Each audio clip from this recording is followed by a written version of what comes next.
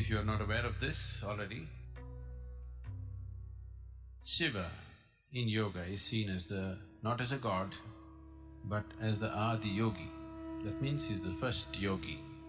And the Adi Guru, that means the first guru. And today, yoga as a science, yoga as a system, yoga as a technology for inner well-being is available to us only because of the feminine play. That is, Parvati compelled him to teach. By himself, he would have never done that. So because he became the first guru, naturally he developed disciples and devotees. Of the first 7 disciples that he taught yoga to, who are known as Saptarishis, of these Saptarishis, the whole of southern mysticism has come from Agastya Muni. He is everything to us here because everything that we know is from him. He was Shiva's direct disciple. Another disciple was Bhrigu.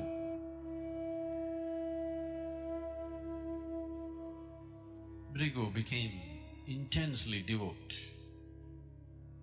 about Shiva, that he became very feminine, because devotion is feminine. He became a great devotee of Shiva. So every day he comes and he wants to do…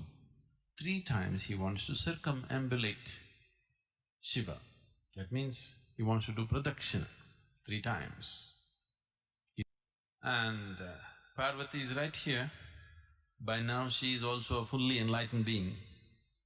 But he ignores her completely and he goes only around Shiva, never around both of them. So Parvati felt a little irked by this. So one day, she sat close to him. Then Bhrigu came and there was no way to go around Shiva without going around Parvati, so he asked her to move. This is the way of a devotee. They are not logical people, very feminine. But they're intense. Parvati said, "Why should I move?" He said, "I will go only around the Lord, not you." Bhrigu saw there was not enough space for him to go around Shiva alone, so he converted himself into a mouse and went around Shiva alone, ignoring Parvati or excluding Parvati from the circumambulation. So Shiva was just amused by this tiff that is going on between his wife and his devotee. So he looked at the whole thing and he grabbed Parvati and put her on his lap, just to see what he will do. How is he going to circumambulate Shiva without circumambulating Parvati now, because she is sitting on his lap? Then Bhrigu transformed himself into a bird and went around just Shiva.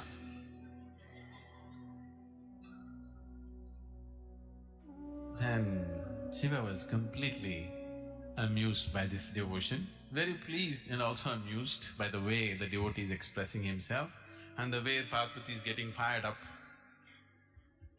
because of this discrimination.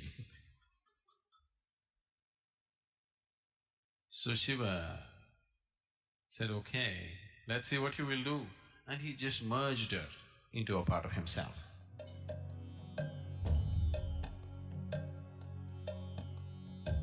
Shiva has become half Parvati and half woman, half man. This is half man, half woman. If one knows how to nurture this one to its fullest extent, this will become half man, half woman, and that is how it will be. So this is called Ardhanari, where he is half man and half woman. So he made her a part of himself, just to see what the devotee will do. Now Bhrigu made himself into a bee and went around only the right leg.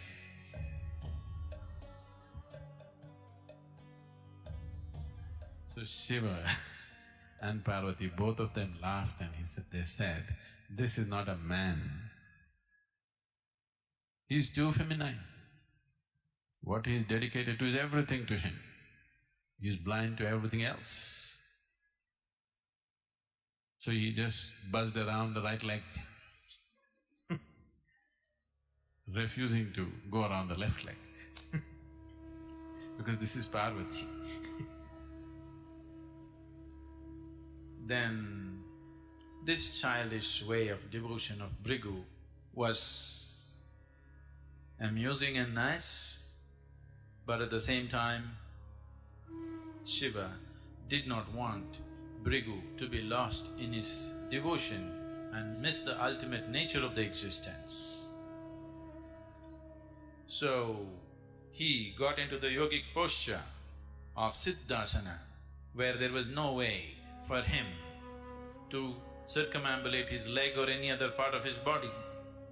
If he has to do it, he has to do it for both these principles of feminine and masculine.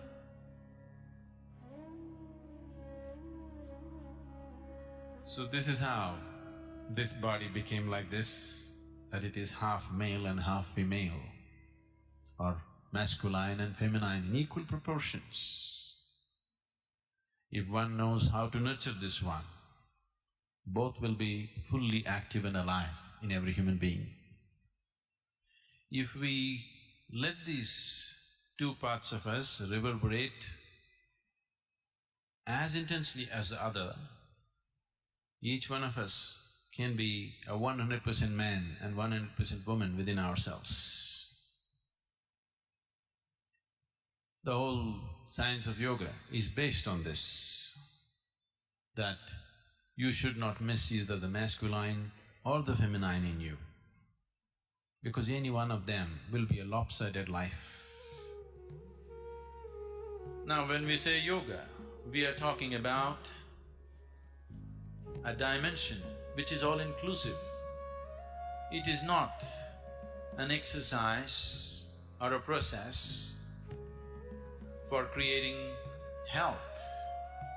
It is about ultimate well-being of the human being, in which you cannot exclude any aspect of life. It is about attaining to a dimension beyond all dimensions. It is about a system and a method to use your own existing system as a ladder to the divine, to make your body, to make your mind, to make your emotion and your energies a ladder to the divine, to make yourself into a stepping stone towards your ultimate nature.